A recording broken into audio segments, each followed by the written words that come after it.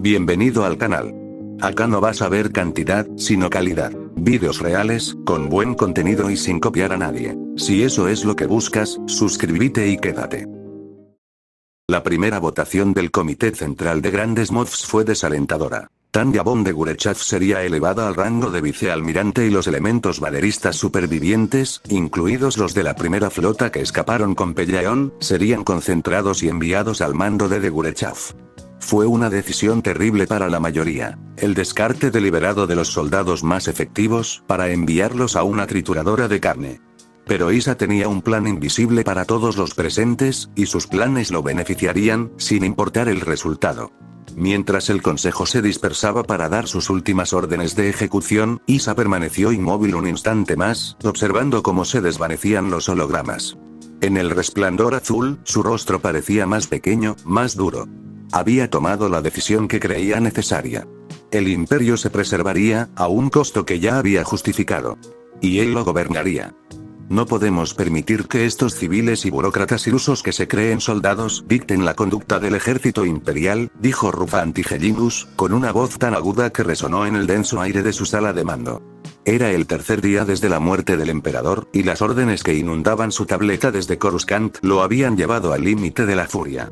El llamado Consejo Gobernante exigía ofensivas suicidas, gloriosas cargas mortales disfrazadas de estrategia, mientras que el recién formado Comité Central de Grandes Moffs proponía una doctrina de retirada, fortificar los astilleros, aferrarse a los centros económicos y atacar solo cuando los rebeldes o los señores de la guerra los tomaran primero. Era una locura por ambas partes. Unos querían arrasar el imperio, otros, dejarlo pudrirse. Una hora después de recibir las directivas contradictorias, Tigellinus había convocado a los únicos tres grandes almirantes que aún consideraba dignos del título: Miltin Takel, Afseen Makati y Octavian Grant. El resto eran, en su opinión, una galería de fracasos y traidores. Joseph Grunger se había autoproclamado emperador en el sector mandaloriano, un loco con delirios de grandeza. Taneta Pita había convertido Corellia en un feudo personal, una señora de la guerra leal en todo menos en el nombre, que comerciaba con el imperio para enriquecerse. Pekati Sine y Sinil Raz habían jurado lealtad al consejo gobernante a cambio de asientos en la mesa, políticos mezquinos que vestían uniformes que nunca se habían ganado. Martio Bach había muerto meses antes. Oswald Tesikin y Aldeclan habían perecido en Endor. Y Demetrius Zaharin, el ingeniero traidor, había intentado su golpe de estado hacía un año y había encontrado el destino que merecía. Eso dejaba solo a cuatro hombres para mantener los restos de la máxima autoridad militar del imperio. Está, por supuesto, murmuró Tigellinus, medio para sí mismo, el 13º. Traun. Un fantasma para la mayoría de los altos mandos, un nombre susurrado enterrado en archivos de inteligencia e informes sellados. Había visto al Pantorano en persona, brillante, calculador, completamente alienígena. Si no fuera por su piel azul y sus ojos rojos, Tigellinus podría haberlo llamado el táctico más peligroso del mundo. Pero reconocerlo públicamente, para alinearse con un ser no humano, incluso una mente tan formidable, habría sido un suicidio político. El imperio se construyó sobre la ilusión de la pureza humana. Romper esa ilusión ahora fracturaría la poca unidad que quedaba. Aún así, Tigellinus había permitido que la misión de Traun continuara, mucho más allá del caos del núcleo. Su campaña en las regiones desconocidas era autónoma, independiente y, lo más importante, alejada de la locura de la guerra civil que ahora consumía el espacio imperial. Volvió a mirar los tres hologramas que flotaban ante él: Takel con su dominio de las artes de la guerra, Makati con el aire de un pragmático cansado, y Grant, el sombrío soldado filósofo cuya lealtad a los ideales del imperio aún no se había convertido en cinismo. Los políticos buscan dividirnos, dijo Tigellinus, paseándose por la habitación con las manos entrelazadas a la espalda. El consejo gobernante exige sangre, los grandes Moffs exigen obediencia, y cada uno de ellos cree poder comandar flotas sin haber pisado jamás un puente de mando. Si seguimos a cualquiera de las dos facciones, condenamos a la ruina lo que queda de la armada. El imperio necesita soldados, no políticos. La armada debe gobernarse a sí misma hasta que se restablezca el orden. Los tres grandes almirantes intercambiaron miradas a través de la luz holográfica parpadeante. Ninguno habló aún, pero la idea ya se estaba formando en todos ellos. El primero en responder fue Afseen Makati. Tenía la intención de someterme al consejo gobernante, no por principios, sino porque todavía se encuentran en la capital, comenzó con voz firme y precisa. Pero debo confesar, las órdenes de pestaje son reprobables. Y aunque también he recibido directivas del llamado Comité Central de Grandes Moths, he optado por ignorarlas. No los reconozco como un gobierno legítimo. Desconozco si su liderazgo militar es incompetente, pero eso es irrelevante, ya que no los reconoceré. Dicho esto, y escúchame bien, no toleraré un golpe de estado descarado para sustituir el aparato civil por uno militar. Las fuerzas armadas existen para defender el Estado y, por ende, el sistema político, no para suplantarlo. Si propones independencia únicamente en asuntos militares, libertad de maniobra, libertad de elección de escenarios, rechazo a un teatro político suicida, entonces te apoyaré. Debemos purgar la incompetencia dentro de nuestras filas y neutralizar las amenazas externas, pero no debemos destruir la capa de legitimidad cívica que aún conserva el nuevo orden, te lo garantizo, Makati. No pretendo tomar el control del gobierno civil, respondió Tigellinus, y poco después Octavian Grant comenzó a hablar. Sus palabras eran lentas, mesuradas y transmitían la frialdad de alguien acostumbrado a sopesar la matanza como si fuera una moneda. Su tono no delataba ni prisa ni pasión, solo cálculo. Ambos intentos de gobierno han emitido órdenes que destrozarían la armada o destruirían el imperio, dijo. Si forman algún tipo de organización con nosotros cuatro como núcleo, me aliaré con ella. La guerra civil debe ganarse, de forma decisiva. Pero tengo un plan que busca la victoria a largo plazo en lugar de un espectáculo público. Tigellinus inclinó la cabeza y deslizó una mano hacia adelante. Habla. Grant juntó los dedos como si organizara formaciones en su mente. Tratamos los síntomas con estrategia, comenzó. La alianza no es un adversario en igualdad de condiciones en términos económicos. Es un movimiento guerrillero sostenido por la simpatía, los préstamos y la protección de un puñado de mundos leales. Su fuerza reside en la movilidad y el camuflaje. Su debilidad, en la falta de infraestructura e ingresos que permitan un esfuerzo concertado y prolongado. Obligarlos a entrar en una guerra convencional los despoja de las ventajas que los han mantenido con vida. Hubo una pausa, no de incredulidad, sino de oficiales evaluando la viabilidad de una lógica brutal. Si firmamos un cese de hostilidades negociado, una tregua bajo condiciones estrictas, los obligamos a revelar su estructura de apoyo. Exigimos manifiestos, acuerdos planetarios y los nombres de los sistemas aliados como parte del tratado. Una vez que estén por escrito y ratificados, ya no podrán desaparecer en 1000 refugios seguros. Nuestras flotas podrán entonces aislar y aniquilar los focos expuestos en lugar de perseguir fantasmas. Económicamente, una paz temporal obliga a la alianza a convertirse en un estado. Impuestos, administración pública, industria. Todo lo cual podemos monitorear, controlar y, si es necesario, estrangular. Quizás no ganemos una guerra de guerrillas, pero ganaríamos una convencional. Dejó que esas palabras resonaran como un flanco trazado. Una tregua no es una capitulación. Es una reorganización estratégica. Fuerzas guerrilleras transformadas en ejércitos que tienen que defender planetas. Dada su fragilidad fiscal, su falta de una base impositiva coherente, su dependencia del mecenazgo, una condición de estado legalizada sería una camisa de fuerza. Convertimos la guerra asimétrica en una guerra de desgaste, una guerra regular en nuestros términos. Todos en la sala reconocieron la solidez del razonamiento de Grant. Era innegablemente cierto, aterradoramente cierto, y solo por esa razón, nadie se atrevió a descartarlo. Sin embargo, bajo el silencio, las dudas persistían como el zumbido de un reactor moribundo. El mayor defecto no era militar, sino político. Firmar la paz con la alianza rebelde fracturaría al propio imperio. Para los fanáticos, los verdaderos creyentes, incluso la insinuación de negociación sería vista como traición. Y los fanáticos tenían la costumbre de ser ruidosos, especialmente cuando cuenta con el respaldo de burócratas atemorizados con acceso a canales de propaganda. Tigellinus lo entendió perfectamente. Quizás en el futuro, dijo, juntando las manos a la espalda, podamos tener en cuenta esta idea. Estratégicamente, es sensata. Pero políticamente, suicida. El imperio, por ahora, necesita muestras de desafío. Aún así, se permitió una leve sonrisa, deberíamos desarrollarla más. Sospecho que llegará un momento en que la fría razón supere al sentimiento. Cuando llegue ese día, debemos estar preparados. Miró a los demás. A menos que alguien más desee hablar. Ni Makati ni Takel objetaron. Ambos tenían la mirada tranquila y calculadora de oficiales que ya habían sopesado el riesgo y la recompensa. Asintieron en su lugar, Takel con un gesto seco, Makati con la cansada calma de un hombre acostumbrado a firmar sentencias de muerte. Su silencio equivalía a un acuerdo. Tigelimus inclinó la cabeza con una satisfacción contenida. Había esperado resistencia, quizás incluso rivalidad, pero la desilusión había hecho el trabajo por él. Las órdenes absurdas y contradictorias tanto del Consejo Gobernante como del Comité Central habían erosionado toda confianza en el gobierno civil.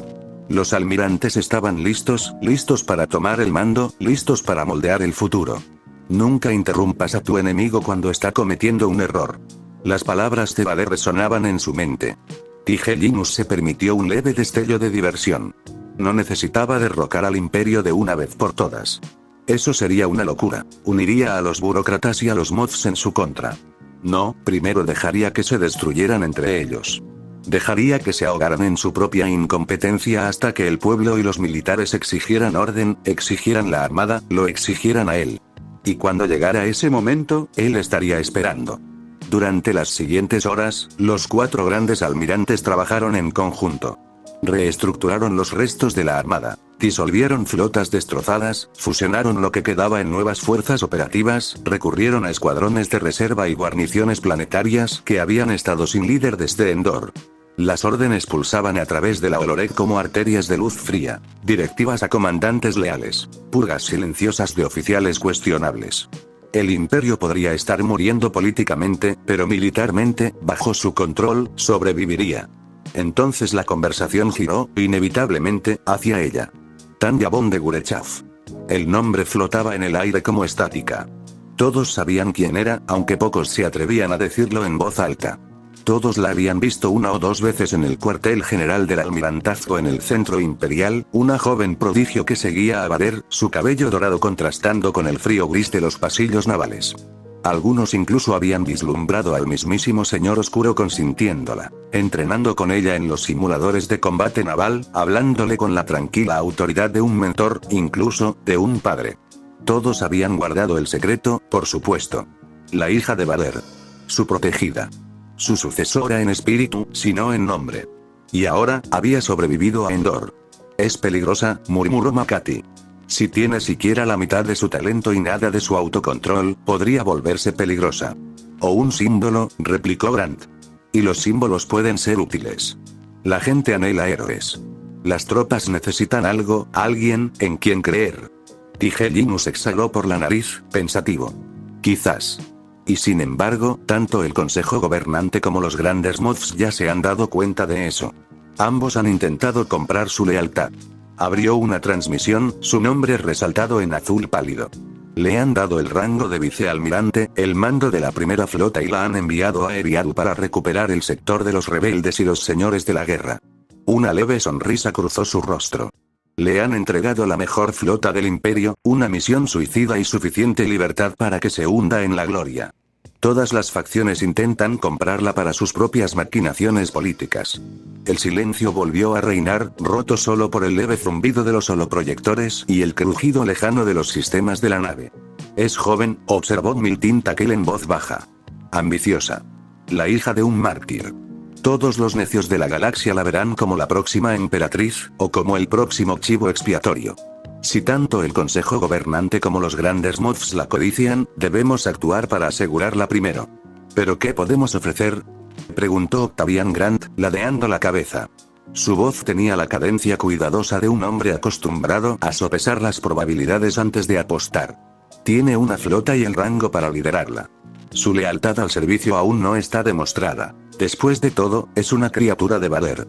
Digamos que le damos el mando del ejército del sector, y puede que acepte nuestra autoridad sobre ella, o puede que se niegue y actúe por su cuenta. Asciéndanla, dijo Afseen Makati sin dudarlo. Era más joven que los demás, su rostro se tornaba más duro por las órdenes de mando que por la edad, y su sugerencia resonó como una orden táctica. Denle el rango de almirante. Denle una autoridad que ni siquiera el Consejo Gobernante pueda revocar fácilmente. Es demasiado joven, replicó Takel, sin mala intención. La experiencia importa.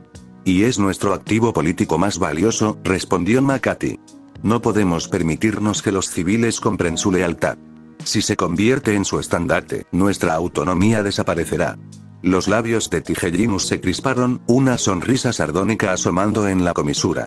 Me dijiste que te oponías a un golpe de estado contra el gobierno civil. No defiendo el derrocamiento de la administración pública, replicó Makati. Pero perder al heredero de Vader a manos del Consejo Gobernante o de los grandes Mods sería un suicidio. Debemos superar su oferta, sean cuales sean las condiciones que propongan. Las miradas recorrieron la sala. Cada rostro holográfico reflejaba la misma resignación, el reconocimiento de que los símbolos importaban tanto como las flotas. La hija de Vader, con todos sus defectos, contaba con una gran legitimidad, un vínculo viviente con una leyenda. Tenerla de tu lado era poseer un grito de guerra, perderla era invitar a las demás facciones a consolidar su poder bajo una bandera rival. Tigellinus dejó que un cálculo personal cruzara por su mente, una peligrosa aritmética personal. Si lograba unirla a él en matrimonio, si lograba ser el hombre que la apoyara cuando el pueblo exigiera un solo gobernante, entonces tal vez el golpe que algún día orquestaría llevaría la máscara de la legitimidad.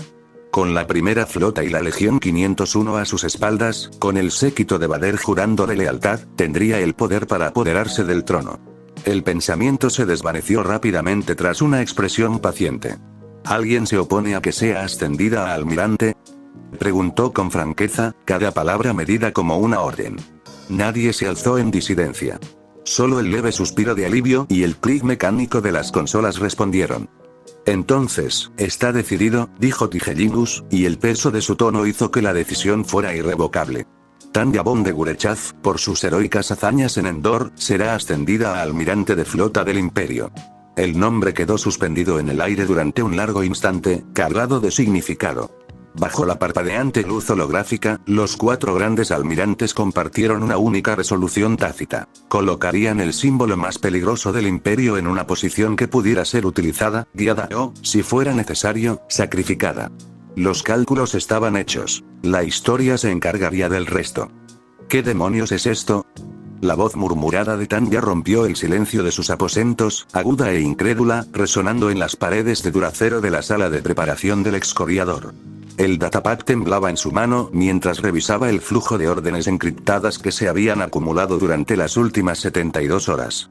Su cabello, despeinado y cayéndole sobre el rostro, enmarcaba una mirada que podría haber derretido una armadura. No había leído un solo despacho desde Endor. No por negligencia, no, esa no era su manera, pero no podía.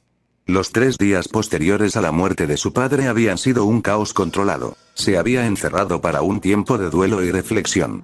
Catarsis, que muy posiblemente preservó los restos de su cordura. ¿Cómo podría leer y obedecer órdenes cuando la galaxia misma se había hecho añicos como cristal, cuando el mismo hombre que había definido su mundo, que la había aterrorizado, enseñado, protegido, yacía congelado en la morgue de la nave? Cuando el futuro del imperio y su propio lugar dentro de él eran indefinidos, flotando en el vacío como restos de un naufragio después de una batalla. Solo cuando salieron del hiperespacio sobre Bespin, finalmente volvió al servicio con algo parecido a la concentración. Su primer acto como oficial al mando había sido práctico: requisar cazas TIE de reemplazo para reponer las alas destrozadas de la segunda flotilla. Envió a Draneir a negociar con el comandante de la guarnición local. Dicha guarnición entregó rápidamente sus cazas TIE. No sabía que Draneir era tan buena negociando. Su segundo acto había sido más simple.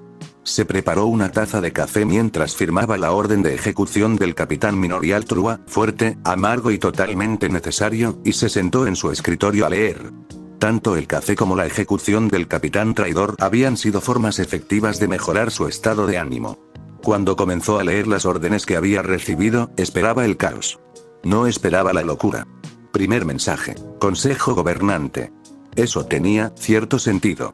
Alguien tenía que gobernar el imperio después de la muerte del emperador. Los burócratas siempre sobrevivían, aunque las órdenes enviadas desde la corte imperial generalmente se transmitían a través de los canales de la armada. Segundo mensaje: Comité Central de Grandes Moffs. Frunció el ceño. ¿Qué demonios? Tercer mensaje: Cuartel General del Almirantazgo. Parpadeó. Su taza de café se detuvo a medio camino de sus labios. ¿Qué carajo es esto?, repitió, esta vez más alto. Siguió desplazándose por la pantalla. 3 sellos distintos, 3 protocolos de cifrado diferentes, y todos ellos implicaban una legitimidad absoluta y poder sobre ella. Se recostó en la silla, sin palabras durante varios segundos. Luego, lentamente, su expresión pasó de la confusión a la incredulidad, y finalmente, a la sonrisa aguda y perturbadora de alguien que oscila entre la rabia y la risa. Así que, murmuró, el imperio ha decidido autodestruirse en tiempo récord. Golpeó la tableta de datos contra el escritorio hasta que la pantalla vibró y el holotexto parpadeó. 3 gobiernos. 3. La corte, los Moffs y los almirantes, y todos quieren que elija un bando. Tragó un sorbo de café y se estremeció por el amargor. Maravilloso. La galaxia está ardiendo, mi padre está muerto, y ahora me piden que elija qué grupo de idiotas me ejecutará por traición más tarde. Habló en voz alta, solo porque estaba sola. Draenei seguía fuera, negociando con la guarnición de Bespin sobre logística. El pasillo más allá de la puerta tenía el silencioso traqueteo de los ingenieros y el siseo lejano del soporte vital de la nave, sonidos indiferentes que hacían que su ira se sintiera a la vez trivial y enorme. Oh, por supuesto, Tanya, dijo para sí misma, con voz mitad burla, mitad súplica. Vas a tener que lidiar con esta mierda otra vez. Sobreviviste una vez, sobrevivirás una segunda vez. Las palabras no hicieron nada para aliviar la presión en su pecho. Golpeó el mamparo más cercano con el talón de su puño hasta que el dolor le quemó los nudillos. Observó, extrañamente distante, cómo la piel se abría y un fino río de sangre brotaba y corría por su mano. El escozor la hizo volver en sí. Se lamió la herida y probó su propia sangre, era metálica, se limpió rápidamente la sangre y volvió a coger el datapad. Orden 1. El Consejo Gobernante. Reconquistar Eriadu, destruir a los traidores siempre que sea posible. Aplastar a los rebeldes que intentan apoderarse de los astilleros de los supersectores. Un poco sanguinario, pero razonable, formal. El lenguaje de la burocracia disfrazado de urgencia. Frunció el ceño. ¿Dónde estaba la exigencia de lealtad ciega? ¿Dónde estaba el llamado a asesinar a otros imperiales en nombre de alguna autoridad de papel? El consejo pedía resultados, no rituales. Eso debería haber sido reconfortante. No lo fue. Orden 2. El Comité Central de Grandes Moffs. Ascendida vicealmirante. Tome el mando de la primera flota. Reconquiste Eriadu, asegure el supersector Naikamer. La frase era cortante, como si una mano le hubiera metido la orden por la garganta y esperara obediencia. Sintió un calor recorrer su cuerpo. Ascendida vicealmirante. Leyó el título 2 veces, como si leerlo en voz alta pudiera convertirlo en realidad. Orden 3. El almirantazgo. Ascendida a almirante, en reconocimiento a su valentía y mérito excepcional durante la batalla de Endor. De nuevo la misma directiva, recuperar Eriadu y asegurar el supersector. Soltó una risa larga y áspera, sin rastro de humor. La misma misión, 3 SEALs diferentes, 3 grupos distintos de hombres tirando de su manga e intentando doblegarla a su voluntad. ¿Se ha vuelto loca la galaxia? ¡Qué farsa! Preguntó a la habitación vacía, y la única respuesta fue el leve silbido de la ventilación del excoriator. Se dejó caer en la silla más cercana y dejó que el cansancio la venciera con una larga y vacía respiración. 3 gobiernos. Los burócratas. Los gobernadores. Los almirantes. Una cosa era dolorosamente clara, donde los 3 sellos se superponían, no había discusión. Reconquistar Eriadu. Mantener Naikamer. Derrotar a todos los enemigos. Eran órdenes de marcha, no manifiestos. El problema radicaba en las divergencias. El Consejo Gobernante quería que retomara Eriadu usando solo la segunda flotilla, una solución sobria y ordenada que encajaba con sus puntos de vista estrechos y reacios al riesgo. Los Moffs, en cambio, la habían ascendido a vicealmirante y le habían entregado la primera flota, una muestra de confianza, recursos a su disposición y respaldo político. El almirantazgo había ido más lejos sobre el papel, la habían ascendido a almirante, y, sin embargo, curiosamente, no habían añadido ni un solo barco a su flota. Ni refuerzos, nada a la altura de su rango. Tanya dejó que la lógica se asentara en su cabeza. En los 3 días que había ignorado el mundo, se habían producido 2 cambios de poder, golpes de estado, pensó secamente, o al menos reorganizaciones prácticas de la autoridad disfrazadas de tales. El organismo más reciente en reclamar su posición era el Cuadrumvirato de Almirantes. Su ascenso de rango sin la fuerza que lo respaldara sugería una interpretación particular. Habían superado a los grandes mods y declarado válidas sus órdenes, añadiendo solo un ascenso más para tapar la grieta. Cualquiera que fuera su intención, el resultado era el mismo. Tenía que reorganizar sus fuerzas antes de poder participar en sus juegos políticos. Los títulos eran vacíos sin turboláseres que los respaldaran. Incluso si el almirantazgo la hubiera nombrado almirante, el rango no le servía de nada. El único camino lógico era obvio y feo en su simplicidad. Tomar el material cuando y donde pudiera, reparar lo que quedaba de la primera flota y luego ir a Eriadu y hacer lo que las órdenes, independientemente de quien las hubiera escrito, exigieran. Tanya estaba de pie en el puente del excoriator, con las manos entrelazadas a la espalda, mientras las estrellas se extendían en las franjas azules del hiperespacio. El zumbido de los motores era constante, casi relajante. El sonido del movimiento, de una huida temporal. La segunda flotilla había realizado el salto hacía apenas unas horas, y por primera vez en días, había espacio para pensar. El capitán Draneir permanecía a su lado, tan silencioso como siempre, con la mirada fija en el flujo de datos que recorría la pantalla holográfica. La flotilla había estado aislada desde Endor, deliberadamente separada del caos del imperio, pero ahora, al restablecerse las comunicaciones, llegaban fragmentos de informes. Cada nueva transmisión pintaba un panorama más sombrío que la anterior. El primer informe que les llegó no trataba sobre una flota ni un golpe de estado, sino sobre la economía. La bolsa intergaláctica había cerrado sus puertas, congelada por orden del centro imperial, deteniendo todas las transacciones e impidiendo que los hombres y mujeres más ricos de los mundos del núcleo retiraran sus activos. Oficialmente, era para estabilizar los mercados. Extraoficialmente, se trataba de evitar que toda la economía galáctica colapsara de la noche a la mañana. Tanya no estaba convencida. Se puede detener el pánico, murmuró entre dientes, pero no el miedo. Esto no era una corrección del mercado. No era una caída especulativa impulsada por rumores o préstamos temerarios. Era el cimiento de la confianza galáctica derrumbándose en tiempo real. El imperio había sido la garantía, la ley, el orden, la línea de crédito en la que todas las economías planetarias habían confiado durante casi 3 décadas. Y ahora el emperador estaba muerto, sus flotas y ejércitos en retirada, y señores de la guerra y rebeldes ascendían al poder en muchos planetas. Nadie, en ningún lugar, confiaba ya en el sistema. Según los informes, el mercado reabrirá en 72 horas estándar, dijo Draneir, leyendo del datapad. El Consejo Gobernante ha emitido un decreto que congela los retiros importantes hasta que se restablezca la confianza. ¿El Consejo Gobernante? Pensó Tanya, frunciendo el ceño. ¿Debería contactar a cada autoridad individualmente para aclarar la cadena de mando, o simplemente ignorar el asunto siempre y cuando sus órdenes no entrarán en conflicto directo? Por el momento, el silencio parecía la opción más sensata. Confianza, dijo en voz alta, saboreando la palabra como bilis.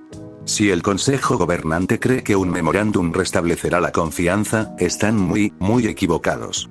La estabilidad imperial era la garantía de toda la economía. Ahora que se ha perdido, ninguna cantidad de tranquilidad detendrá el colapso cuando el mercado reabra. Están intentando detener lo inevitable. La comprensión de la economía por parte de Draneir podría resumirse, siendo benévolo, como ignorarla hasta que empiece a matar gente. Por desgracia, en los últimos 5 años se había visto obligado a leer demasiados informes financieros como para seguir tan felizmente ignorante. ¿Es realmente inevitable un colapso económico?, preguntó, girándose ligeramente hacia ella. El Consejo de Gobierno parece confiar en que pueden detenerlo. Si se trata solo de una retirada precipitada, entonces cerrar las bolsas debería mantener las cosas a flote hasta que se restablezca el orden. Tanya soltó una risa seca y sin humor. Sí, claro. Si solo fuera pánico, tal vez. Pero el problema no es el pánico, es la realidad. Se apoyó en el borde de la consola de mando, con un tono cortante y rápido, casi sermoneador. La economía imperial lleva años estancada. Los bancos privados apenas están regulados. Han estado repartiendo préstamos como si fueran raciones de comida a todo el mundo. Burócratas del centro, comerciantes del borde medio, incluso mineros del borde exterior. ¿Y los ricos? La mayoría ya ni siquiera tiene crédito real. Construyen torres de deuda, pidiendo prestado con sus propias garantías para comprar más acciones, más propiedades, más estatus. Es todo apalancamiento sobre apalancamiento. Hizo una pausa para beber un sorbo de su café frío y luego continuó. Cuando la confianza se derrumbe, la gente no solo retirará sus inversiones de la bolsa, sino que también retirará sus ahorros de los bancos. Ahí es cuando todo el sistema podrido muestra su verdadera cara. Draneir frunció el ceño, inseguro. ¿La verdadera cara? La mentira, dijo Tanya con amargura, de que los bancos guardan dinero. No lo hacen.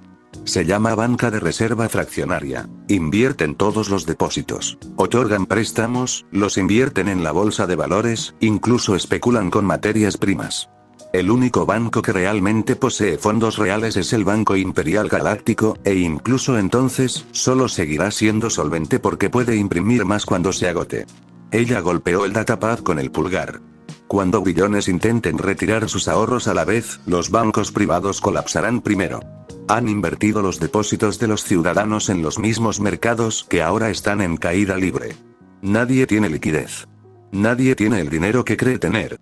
Y una vez que comiencen los retiros, se producirá una cascada. Quiebras bancarias, impagos de préstamos, embargos de crédito, todo el sistema asfixiándose hasta la muerte. Draneir parecía sombrío. ¿Crees que será tan malo? Los ojos de Tanya se posaron en él, fríos y penetrantes. Peor.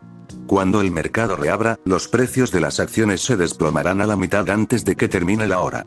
Sectores enteros se evaporarán. La construcción naval, la extracción de minerales, los bienes de consumo, todo lo relacionado con las finanzas del núcleo. Planetas que vivían de la generosidad imperial quebrarán de la noche a la mañana. Será como ver a la galaxia caer en un agujero negro. Se volvió hacia la ventana de observación, contemplando el túnel arremolinado del hiperespacio con una expresión a medio camino entre la resignación y el desprecio. Estamos al borde de la mayor destrucción de riqueza desde el final de las cruzadas de Piodea. ¿Y lo peor? Hizo una pausa, bajando la voz, cargada de una calma cínica. No hay solución. Nadie puede. Quizás sea lo mejor que el sistema colapse. Tiene que hacerlo. Tal vez de las ruinas podamos construir algo más sensato, algo que no sea solo una fe ciega en la ilusión del crecimiento infinito. El gobierno tendrá que regular los bancos tarde o temprano. Soltó una risa seca. Me duele incluso decirlo. La regulación me repugna. Pero algunos autoajustes del mercado son tan catastróficos que ningún estado cuerdo podría sobrevivir bajo ellos. Draneir la observó un momento, frunciendo el ceño. ¿Por qué te entristece, entonces? Si la regulación es necesaria. Tanya exhaló, larga y cansada. Porque rompe el principio por el que me rijo, Belisario. Creo que la economía debe guiarse enteramente por el mercado. No hay motor más poderoso ni más creativo que la codicia de unos bastardos ambiciosos que intentan superarse unos a otros. Así es como avanza la civilización.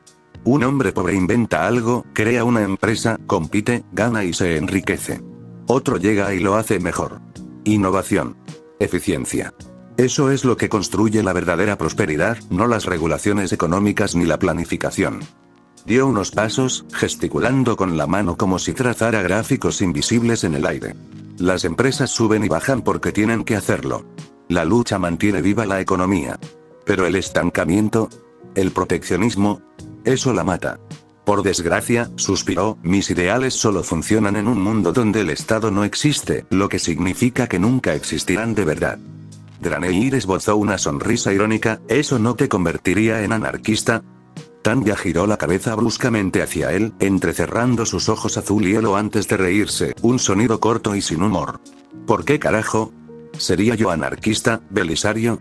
Los anarquistas son soñadores que creen que la gente puede comportarse racionalmente sin consecuencias. Yo creo en la necesidad del Estado.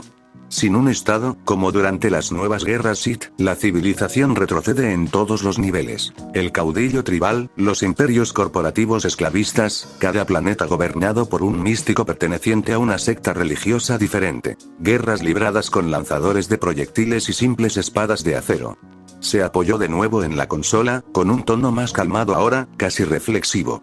El mercado libre perfecto no existe, no puede existir. Depende de que todos tengan información y juicio perfectos, y ambos son imposibles. Las corporaciones ocultan todo lo que pueden, y el ciudadano medio no ha leído un informe financiero en su vida. La gente no piensa, reacciona. Así que nos quedamos con esta contradicción, un mercado que podría funcionar maravillosamente, si tan solo no estuviera hecho de personas. Sus labios se curvaron en una leve sonrisa. Como dijo una vez un filósofo, la perfección es un ideal, no una realidad. Y es nuestro deber acercarnos lo más posible a ello, aun sabiendo que nunca lo alcanzaremos. Si fuera posible, me gustaría algún día poder intentar implementar mi visión, pero la verdad es que probablemente sería un mal gobernador. Draneir no era tonto, pero siempre había evitado la política por su propia salud. Sin embargo, las palabras de Tanya tenían sentido para él, no solo porque le era leal sino porque era convincente en la forma en que hablaba. Si tuvieras que reformar el imperio, ¿qué sería lo primero que harías? Preguntó Draneir, y Tanya se volvió hacia él de nuevo. La pregunta la sacó de su niebla. Por un instante pareció casi ansiosa, como si la idea de jugar a ser Dios y remodelar la galaxia para que se ajustara a sus frágiles convicciones la deleitara. Depende, dijo después de respirar. ¿Te refieres a si fuera emperatriz de la galaxia, o si tomara el poder ahora? Ahora, respondió él. El pasado se ha ido. Cualquier cambio debe partir del mundo tal como es. Sonrió, una sonrisa pequeña y sin humor, y juntó las manos sobre la consola. Bien. Eso lo simplifica. Es complicado. Tengo ideales y la realidad práctica devora a los idealistas. Un necio lo rehacería todo basándose únicamente en la doctrina. Pero un cobarde que solo se comporta como un tecnócrata y abandona sus principios es peor. Se necesitan ambas cosas. Una idea que te guíe y pragmatismo para ver dónde falla la idea. Hizo una pausa, buscando el punto de partida más claro. Lo primero que haría sería legalizar la libertad de expresión. Incluso la crítica al imperio. Draneir parpadeó sorprendido. ¿Libertad de expresión? ¿Un almirante imperial a favor de la libertad de expresión? No porque crea que la apertura ingenua lo solucionará todo, dijo ella. Sino porque la represión crea radicales. El emperador cometió un error. Cerró todos los canales respetables para expresar quejas y promover reformas. Las personas con quejas, que no tienen dónde ser escuchadas, se radicalizan o huyen y se unen a movimientos insurgentes. Si se les da voz, la mayoría se desahogará y se quedará. Si no se les da ninguna, el resultado inevitable es la rebelión. Frunció el ceño. ¿Acaso eso no permitiría que los rebeldes se organizaran abiertamente? ¿Les daría margen para reclutar? En teoría, sí, coincidió Tanya. En la práctica, no. El poder de la libertad de expresión reside en gran medida en la ilusión de relevancia. Si el imperio también garantiza una calidad de vida estable, alimentación, vivienda, trabajo digno, y permite que la gente exprese sus quejas, quienes se sienten agraviados tienen más probabilidades de presentar peticiones y menos probabilidades de empuñar un blaster. Los reclutas más difíciles para las insurgencias son aquellos que pueden satisfacer sus necesidades básicas y que pueden expresar sus ideas sin temor a desaparecer. Había una razón por la que las democracias occidentales habían sobrevivido tanto tiempo. ¿Y si las manifestaciones se tornan violentas? Insistió Draneir. Si la libertad de expresión se convierte en un campo de batalla para la revolución, podríamos perder planetas. Ahí es donde entran en juego la propaganda y la represión policial, dijo ella, pensando ya como una política, quizás como una dictadora. Dejamos claro, de forma constante e inequívoca, que las manifestaciones violentas no serán toleradas ni legitimadas. La protesta pacífica está permitida y se apoya. La violencia es un delito y será reprimida. Los pacifistas avergonzarán a los radicales violentos. Ofreceremos a los movimientos pacíficos pequeñas concesiones visibles, reformas simbólicas, inversiones locales, para que la población considere la acción violenta innecesaria e inútil, ya que no aporta ningún beneficio, y las manifestaciones pacifistas como la única vía para mejorar su situación. El mensaje debe ser: si hablan, los escucharemos; si destruyen, los destruiremos. Si bien no justificaría el asesinato de manifestantes violentos, pues eso les otorga legitimidad y martirio, deberíamos usar armamento no letal. En el momento en que apliquemos la idea de que la violencia no se tolera como concepto común, también tendremos que actuar en consecuencia. Dejó que la idea se asentara en el aire del puente. En otras palabras, someter a la sociedad a un contrato social. Proporcionar estabilidad material y canales de expresión, al tiempo que se construye una cultura que condena la violencia como ilegítima. Es cierto que se trata de una forma de libertad controlada, algunos la llamarán paternalismo, otros, otra variante de opresión, pero privaría a la alianza rebelde de su capacidad para crecer a partir del descontento popular. La alianza sobrevive cuando el Estado no cumple con lo básico. Si se solucionan los problemas básicos, se apaga el fuego. Draneir la observó con atención. Suena elegante en teoría. Y peligroso en la práctica. La mayoría de los imperiales verían cómo se insulta la bandera imperial y el gobierno no hace nada, y concluirían que es culpa del gobierno, y por lo tanto, tuya. No estoy seguro de cómo tus ideas encajan con los principios del nuevo orden. Ese es el precio, dijo Tanya. Cualquier estado que intente mantener unida una galaxia vasta y diversa tendrá que sacrificar la pureza ideológica por la supervivencia. ¿De verdad crees que podemos mantener unido el imperio usando los mismos métodos toscos del pasado? Se inclinó hacia adelante, con voz baja y penetrante. El verdadero trabajo será la propaganda, no para congraciarse con la debilidad, sino para doblegar corazones. Vendemos estas reformas como parte del destino manifiesto del imperio, no el antiguo culto a la personalidad, sino un imperio renovado que ofrece orden y voz. Si pudiera vincular la libertad de expresión a la cultura imperial, convertir el hablar en una muestra de lealtad en lugar de desafío, entonces la ira de los nacionalistas, que ahora exigen más tiranía, se atenuará con el tiempo. Llegarán a ver las reformas como un fortalecimiento del imperio, no como una destrucción del mismo. Su tono se endureció. La ideología se puede reformular. La gente aceptará un sacrificio si se les convence de que es por la gloria de algo superior. Hagan que el contrato social parezca inherentemente imperial en su origen, y domesticarán la disidencia. Así es como se compra la estabilidad, no aplastando todas las voces de plano, sino integrándolas en la bandera y dándoles un significado que sirva al régimen. Dejó que las luces del hiperespacio bañaran su rostro. A largo plazo, reformarás las instituciones. Una gobernanza local transparente, una banca auditada, una red de seguridad social básica e incentivos para la competencia que impidan que los monopolios acaparen los mercados. A corto plazo, evitarás la espiral de la autodestrucción. Libertad de expresión legal, mejoras visibles en la vida pública y una victoria aplastante contra la alianza rebelde. Con el tiempo, probablemente tendrás el imperio más estable posible. Draneir no respondió de inmediato. En el zumbido del puente, podía oír la practicidad que se escondía tras su idealismo, los contornos de un programa que requeriría dinero, disciplina y la clase de voluntad política que la mayoría de los hombres en los salones de Coruscant no poseían. Tanya sostuvo su mirada y, por un instante, la máscara de la almirante se desvaneció, revelando a la mujer que había debajo, cansada, enfadada, deprimida y extrañamente esperanzada con respecto a sus propios ideales. No sería una administradora compasiva. Con toda probabilidad, acabaría siendo una tirana, dijo en voz baja, pero intentaría estabilizar la vida de la gente lo suficiente como para que a la mayoría no le interesara ser revolucionaria. Y eso, Belisario, es lo más parecido a la justicia que puedo imaginar que un Estado pueda lograr.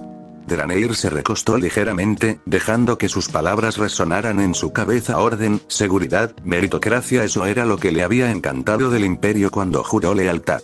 Prometía el fin del caos, una galaxia donde la habilidad se recompensaba por encima del linaje, donde la frontera se podía domar y la piratería aplastar. Y lo que ella describía, a pesar de su novedad, no descartaba en absoluto esos principios. Era, de una manera retorcida, un intento de preservarlos. Tenía razón, se dio cuenta. Razón de una forma que la mayoría de los oficiales imperiales jamás se atreverían a articular.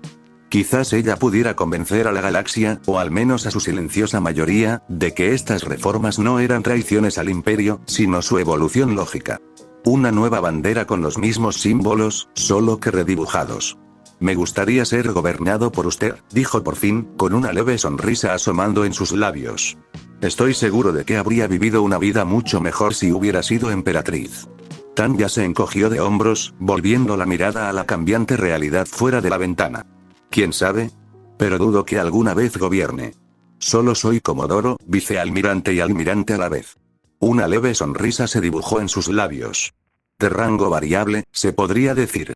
Draneir soltó una risita, un sonido genuino y sincero que lo sorprendió tanto a él como a ella. En el silencioso zumbido del puente, parecía casi normal para un latido. Sintió alivio, de una forma que no esperaba. A pesar del cansancio marcado en su rostro, del peso de Endor sobre sus hombros, aún podía bromear, aún podía sonreír con ironía ante lo absurdo. Pero él no era tonto. Podía ver las grietas, el dolor bajo el humor, la desesperación tras su voz firme. Estaba rota, como él. Quizás más. Y como él, se mantenía entera solo gracias a la disciplina, porque el deber aún la llamaba. Solo el tiempo diría si todos podrían recuperarse alguna vez de la ruina de Endor, o si ambos eran simplemente fantasmas ambulantes, al mando de flotas para un imperio moribundo. El supervisor del sector de Lisb estaba destinado en Eriadu, un planeta crucial, asfixiado por fábricas y ambición, ahora reclamado por un autoproclamado caudillo que se hacía llamar protector del sector y general superior. El almirante Sander del Bardus había declarado la independencia temporal de Coruscant, disfrazando la traición con el lenguaje del deber.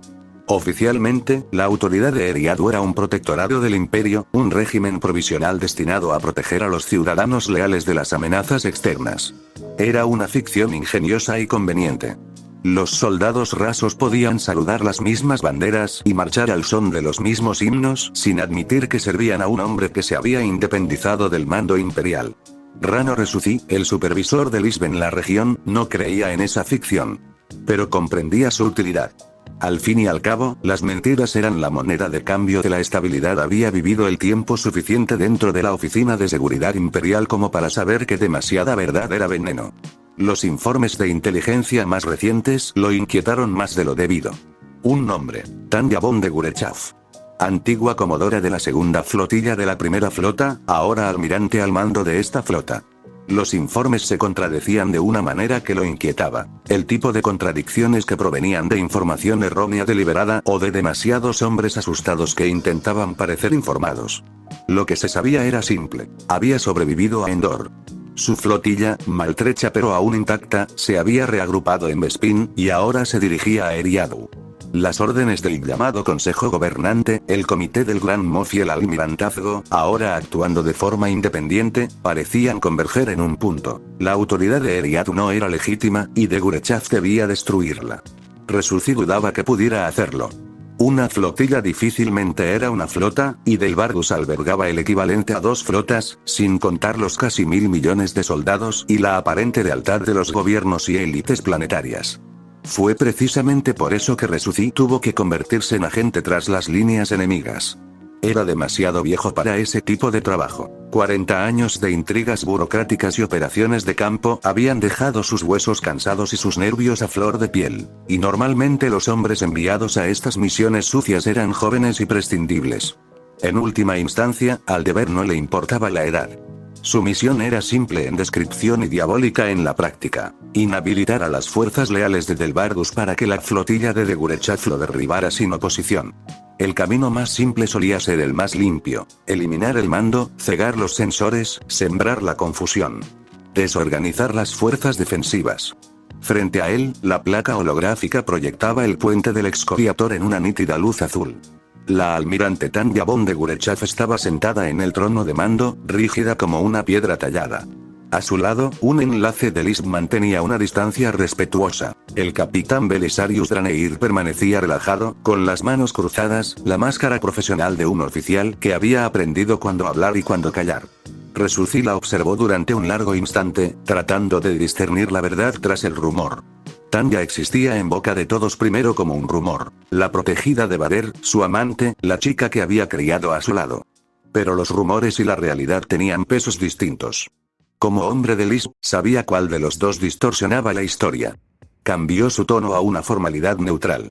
¿Con qué rango prefiere que me dirija a usted? Su respuesta fue indiferente. Depende de qué gobierno tenga más legitimidad a sus ojos.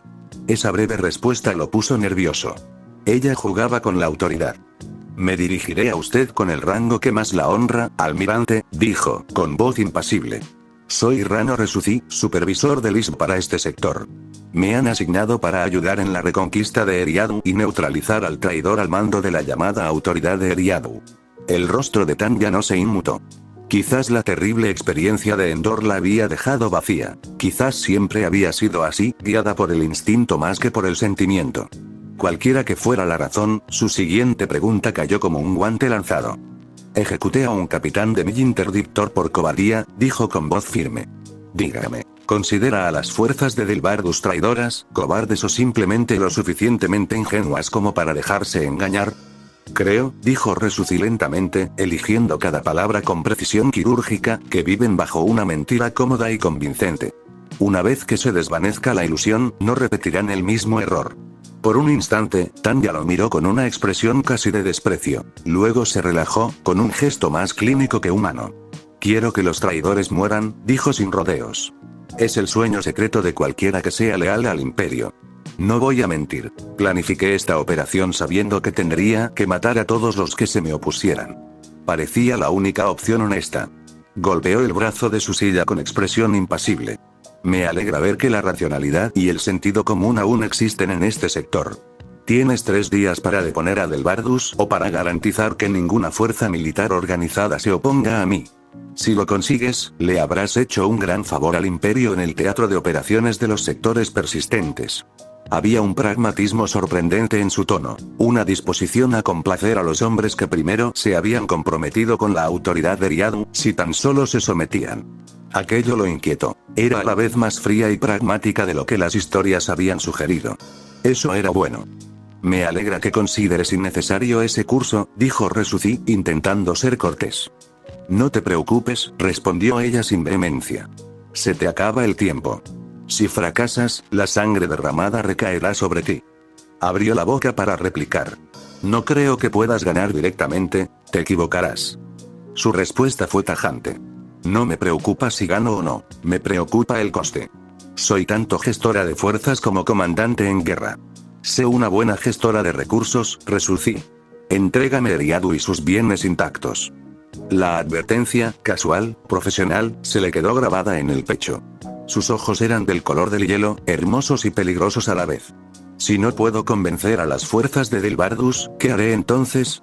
¿Qué harás con los prisioneros una vez que ganes el conflicto? Preguntó Resuci, esperando algún plan burocrático de reeducación o lealtad forzada, algo que Elise podría hacer creíble. La respuesta de Tanya fue como un veredicto. La muerte es la respuesta razonable para los traidores. No puedes ejecutar a miles de millones, dijo en voz alta, mezclando absurdo y horrorizado pragmatismo. Si se rinden sin luchar, no los ejecutaré, dijo ella con frialdad. Si no lo hacen, bombardearé sus posiciones desde la órbita hasta que no queden prisioneros. Este es un cálculo razonable. La miró y, por primera vez, los retratos de Vader de los libros de rumores se le clavaron en la mente. Si ella era Vader pero en miniatura, la masacre estaba prácticamente asegurada a menos que pudiera evitarla. Está loca, pensó, loca de la misma manera que los rumores sugerían que estaba Vader. Haré lo que pueda, dijo finalmente, con palabras secas pero sinceras. Por el imperio. Tanya asintió brevemente, como si aceptara un contrato de servicio en lugar de una promesa de lealtad. Resuci tragó saliva. Era pragmática pero autoritaria, dispuesta a transigir pero no a aceptar matices, viendo el mundo en blanco y negro, negativo o positivo. Era peligrosa. El corazón del poder de Eriadu no era un palacio ni un senado, sino la quinta. 5 familias oligárquicas cuya riqueza y redes se extendían por el planeta como venas. Eran el andamiaje civil de Delbardus. Sin la quinta, Delbardus perdería todo su poder. Rano Resuci no los había convocado en una cámara neutral ni en la sede del Consejo del Planeta. Los había llevado a su propia mansión, una decisión deliberada. La casa se alzaba sobre un pequeño acantilado con vistas a una extensión de terreno industrial rojizo. Desde sus ventanas se podían ver los muelles y refinerías que alimentaban las fortunas de las 5 familias. Construida en una mezcla de neoclasicismo antiguo de Coruscant y la brutal ingeniería local, la fachada de la mansión era un ejemplo de control. Amplias columnas de piedra, vidrieras negras y un pórtico de triple puerta custodiado por 2 soldados de asalto sin rostro. Olía ligeramente a aceite y perfume caro. En el interior, el salón principal era una larga estancia de penumbra y tenue luz de lámparas.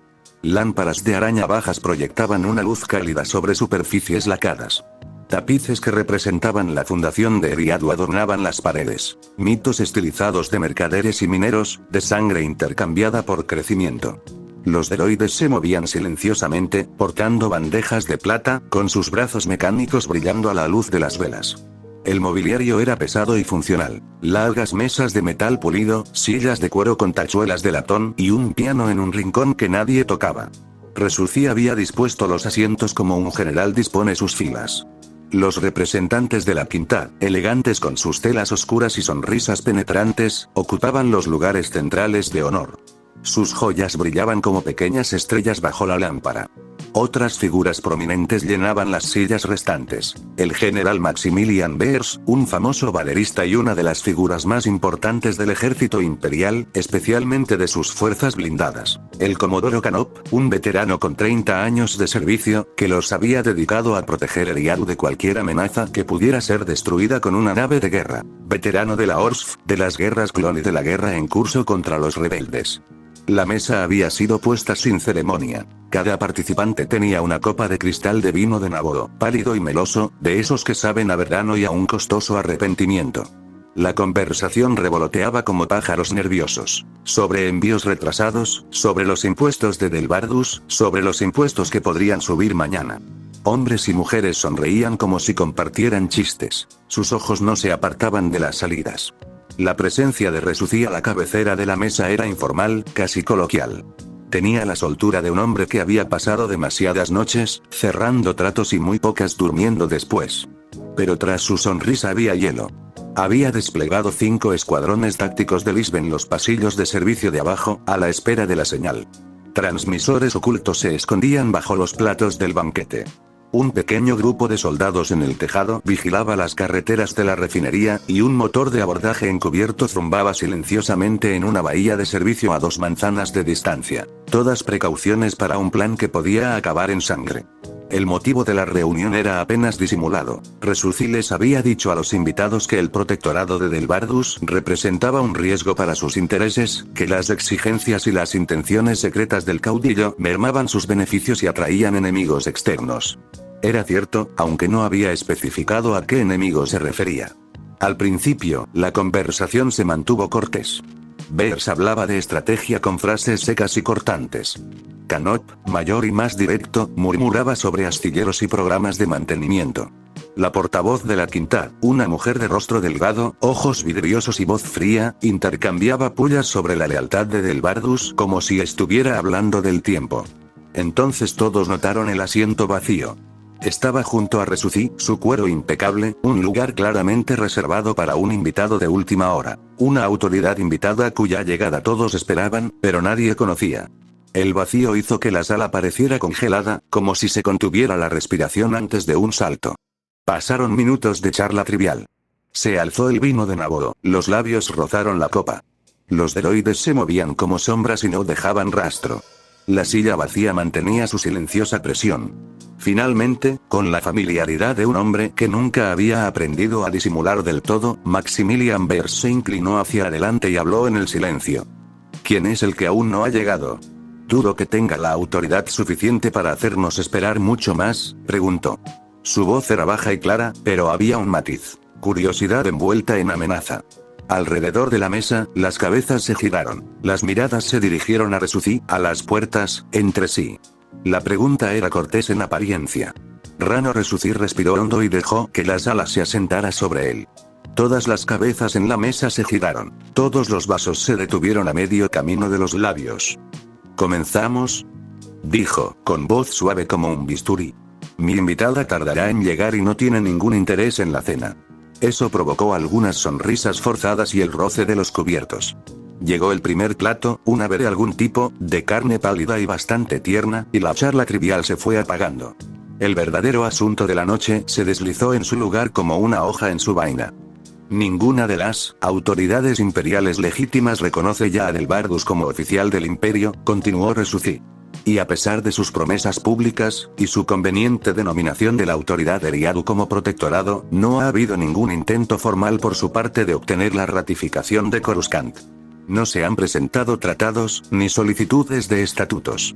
Según los archivos de Lis, por lo que mi agencia puede constatar, Delbardus gobierna un estado personal, no un protectorado imperial.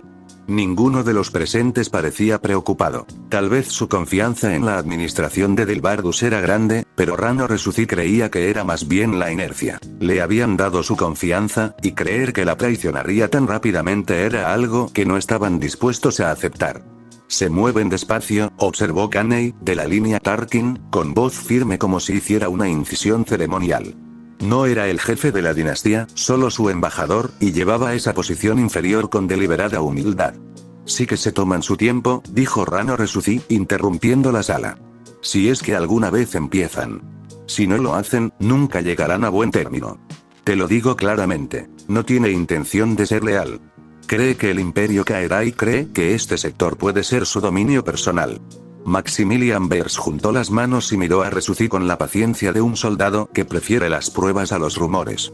¿Qué tan seguro está de la traición de Delbardus?, preguntó. ¿Traición?, espetó una delegada, con impaciencia que agudizaba su tono. Es demasiado pronto para llamarlo así. 4 días han trastornado toda la galaxia. ¿Acaso esperamos que un solo hombre construya un protectorado de cientos de mundos mientras también responde a todas las demandas de Coruscant? Es humano. La única razón por la que lo apoyé, declaró Bers con voz fría como un libro de contabilidad, fue porque me prometieron que era leal al imperio. Si esa promesa es falsa, es mi deber acabar con él. Ahora, matarlo, dijo un comerciante de la familia Arro, con las palmas de las manos extendidas como para calmar a una bestia furiosa. Quizás sea excesivo. Sin un líder fuerte, caeremos ante los rebeldes y otros caudillos.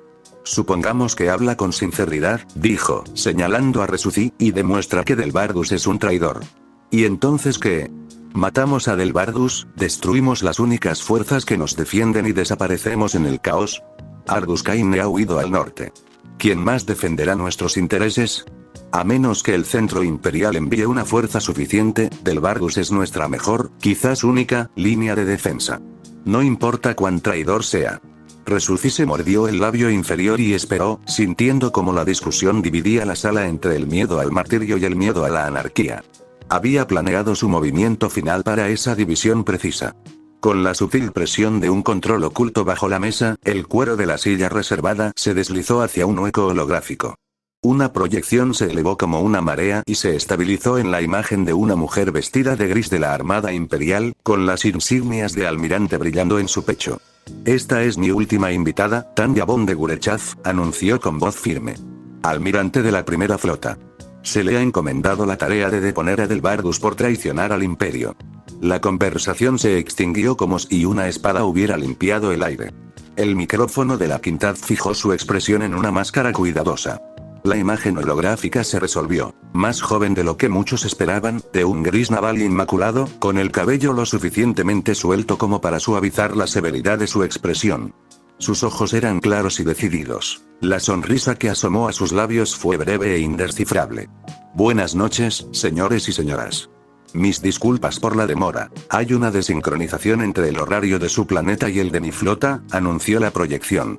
La frase fue cortés pero precisa. La orden resonó como una imposición, y el salón sintió el cambio de autoridad con la misma certeza que si unas botas pesadas hubieran golpeado el mármol.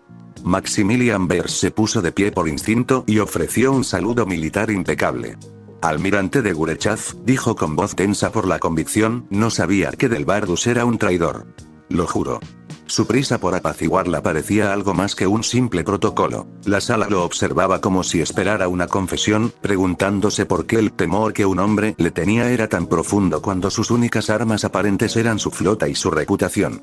General Bers, respondió Tanya, suavizando su tono, es un placer volver a verlo, aunque esté en el bando equivocado de esta disputa. Bers no esperó a que la sala respirara. Se puso de pie y saludó antes de que la última sílaba se desvaneciera. Señorita Tanya, dijo con voz tensa, deme la orden y los arrestaré a todos. La reacción en el salón fue inmediata y palpable. Un cambio en el ambiente tan brusco como una cuchillada. Bers comandaba la guarnición del planeta, las legiones locales y las divisiones blindadas. Sus palabras no eran meros halagos, sino una declaración de fuerza. Hombres que minutos antes habían defendido abiertamente a Delbardus palidecieron. Si Bers se doblegaba con una sola llamada holográfica, el panorama de la resistencia cambiaba de la noche a la mañana. Camney, de la familia Tarkin, fue el primero en tomar el camino obvio. Como embajador de la casa Tarkin, dijo con voz pausada, pongo los recursos de mi familia al servicio del general Bers, e insistiré en que Delbardus sea destituido y que su matrimonio con mi sobrina sea anulado. La última cláusula quedó suspendida en el aire como una cláusula contractual, una solución dinástica en lugar de cuchillos. Esa simple frase, casarse con la heredera, disolver la alianza, era el tipo de política que esta sala comprendía con una rapidez asombrosa. Donde antes habían defendido la prudencia, ahora el camino de la conveniencia brillaba como una supernova. Una a una, las voces que habían defendido a Delbardus se silenciaron. Los aliados se escabulleron no por lealtad, sino por cálculo. El Quintaz y el Comodoro, todos olieron el viento y se volvieron. La proyección de Tanya los observaba con una tensión casi imperceptible en la comisura de sus labios. Llegaré en 2 días, dijo, cada palabra un cronograma y un veredicto. Para entonces, cada elemento armado de la autoridad de Riadu se habrá rendido o se habrá puesto bajo mi mando. Delbardus y sus aliados más cercanos serán detenidos y entregados para ser juzgados. Su mirada se detuvo brevemente en Rano Resuci.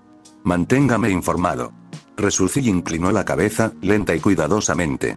Recibirá mi informe. Cuando el holoproyector se disolvió, el salón se sintió más frío. El brillo cortés se desvaneció y los dejó con la cruda geometría de las consecuencias. Las sillas rasparon. Las conversaciones que aún no habían comenzado murieron en la boca. ¿Por qué te rendiste tan rápido?, preguntó uno de los invitados, enfurecido por el orgullo herido. ¿No tienes agallas, Beers? La respuesta de Beers fue directa y sencilla. Es la hija de Bader, malditos imbéciles. Las palabras resonaron con la fuerza de un veredicto. Las cabezas se giraron.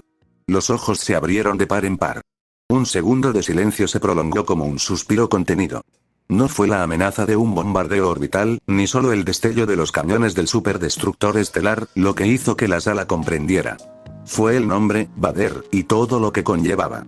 Las leyendas eran armas políticas aquí. Los badaristas dentro del cuerpo de oficiales que aún veneraban la crueldad del hombre. Los restos de la Legión 501 y otros veteranos del Escuadrón de la Muerte que recordaban la armadura negra y respondían al nombre. La red de oficiales que se unían en torno a una figura que portaba su manto tan ya tenía el mito, el rango y los hombres que la apoyarían.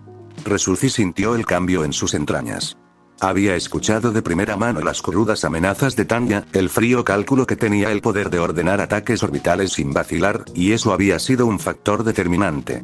Pero esto era diferente.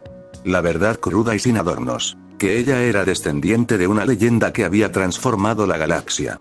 La incertidumbre de su amenaza, que simplemente bombardearía orbitalmente cualquier oposición a cenizas o a la corteza exterior fundida, persistía en la mente de Resuci. Al principio, lo había descartado como la fanfarronería de un joven almirante del que se rumoreaba que era cercano a Bader. Ahora se daba cuenta de lo equivocado que había estado. No era bravuconería, sino la fría declaración de la hija del hombre más temido de la galaxia, y al responder a su llamado, sin comprenderlo del todo en ese momento, había elegido el camino que salvaría a miles de millones. El deber, el cálculo y un simple gesto pragmático habían evitado la matanza. En una cámara gris en las profundidades del excoriator, el aire estaba tan quieto que se podía oír el suave zumbido de los reactores de la nave a través de los mamparos. Lord Vader yacía sepultado en el centro, su armadura sellada dentro de un sarcófago transparente de vidrio reforzado y duracero. El campo de éxtasis brillaba débilmente, preservando su cuerpo maltrecho hasta que se encontrara un lugar digno para su sepultura. Incluso en la muerte, dominaba la sala. Tanya estaba sentada junto al sarcófago, con la espalda apoyada en la fría carcasa metálica.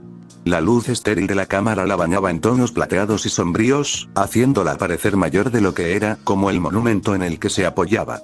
Contempló la figura inmóvil tras el cristal y deseó que hubiera vivido un poco más. No por consuelo, ni por estabilidad, ni por el extraño y fragmentado amor que sentía por él, un amor que no podía expresar con palabras. Solo deseaba más tiempo. Tiempo para hablar con él de nuevo, para compartir breves momentos de comprensión en medio de los largos períodos de silencio y autoridad. Creo que usted comprendió muy bien, padre, lo que tantos no han logrado captar, dijo en voz baja, su voz resonando en la cámara. El arte de comercializar el poder. Sonrió con cansancio, sin burla ni alabanza. La autoridad es percepción. Usted se convirtió en un mito, porque los mitos no mueren. Quizás por eso estaba tan dispuesto a usar el miedo, incluso contra su propia gente. A veces, añadió tras un suspiro, incluso contra mí. Sus dedos enguantados giraron un objeto en su mano, pequeño, metálico, discreto. Con un movimiento rápido, cobró vida en un resplandor carmesí. El zumbido de la hoja llenó el silencio, cálido y constante, el brillo reflejándose en sus ojos. El calor rozó su piel, pero no la quemó. Era elegante, hermoso y terrible a la vez. He heredado ese mito, dijo en voz baja. Y lo usaré para traer paz, justicia, libertad y seguridad, si la galaxia aún puede soportarlo. Quizás incluso convertir al imperio en algo verdaderamente bueno. Su mirada se posó en la hoja roja. Me pregunto cuántos tendré que matar antes de que volvamos a tener paz. El zumbido del arma llenó la habitación, y por un instante pareció ser el único sonido que quedaba en la galaxia. Sin que ella lo viera, una segunda presencia tomó forma en el extremo de la cámara. Tenue y translúcida, el contorno de un hombre que una vez estuvo enfundado en armadura, ahora liberado de ella. Los rasgos de su rostro eran más jóvenes, su expresión más serena, pero sus ojos reflejaban el peso de las dos vidas que había vivido, una en el lado luminoso de la fuerza y otra en el lado oscuro. Anakin Skywalker permanecía allí, en silencio, observando. No habló. Solo miró a la chica junto a su cuerpo, su creación, su alumna, su hija en todo el sentido que importaba, y en ese silencio había un orgullo frágil y silencioso. Su voz, su convicción, su desafío, todo reflejaba fragmentos de sí mismo. A pesar de todo, a pesar de saber que odiaba al imperio, que su único objetivo era vivir en paz y retirarse, incluso en las garras del lado oscuro, él había sentido orgullo por ella. Ni en los recovecos más profundos de su odio y aversión, ni con todos sus secretos al descubierto, se había atenuado su aprecio por su hija. Tanya exhaló, el sonido temblando lo suficiente como para delatar lo que su rostro se negaba a mostrar. Pulsó el activador y la hoja carmesí se encogió en silencio, su zumbido moribundo engullido por el aire frío de la cámara. Con delicadeza, dejó la empuñadura en la cubierta junto a ella, el último rastro de luz roja desvaneciéndose hasta que solo quedó el estéril resplandor blanco de los paneles luminosos. Apoyó la cabeza contra el sarcófago, con los ojos entrecerrados, como si escuchara un latido que el universo ya había arrebatado. El espíritu de Anakin permaneció un instante más, un guardián silencioso en la penumbra. Él simplemente la observó, con la mirada suave, llena de una tristeza que ningún arrepentimiento podría jamás describir. Entonces, con la ternura propia de un padre que amaba a su hija, extendió la mano a través de la fuerza y acarició su cabello con una mano invisible. Fue el eco más suave de una caricia, el gesto de un padre recordado por un alma que ya no poseía manos. Tanya abrió los ojos de golpe, sus instintos se encendieron como un interruptor en combate. Por un instante lo sintió, una intrusión, un susurro de movimiento que no debería haber estado allí. Se incorporó bruscamente, escudriñando la cámara, con todos sus sentidos buscando en las sombras que se acumulaban alrededor del sarcófago. La cámara estaba silenciosa, intacta. Ni pasos, ni aliento, ni siquiera el más leve temblor de vida. Un instante después, la sensación se desvaneció, como si nunca hubiera existido. El aire volvió a sumirse en la quietud, estéril y frío. Solo quedaba ella, a solas con sus pensamientos y el zumbido bajo e incesante del excoriador, que velaba por lo que quedaba de Darth Vader.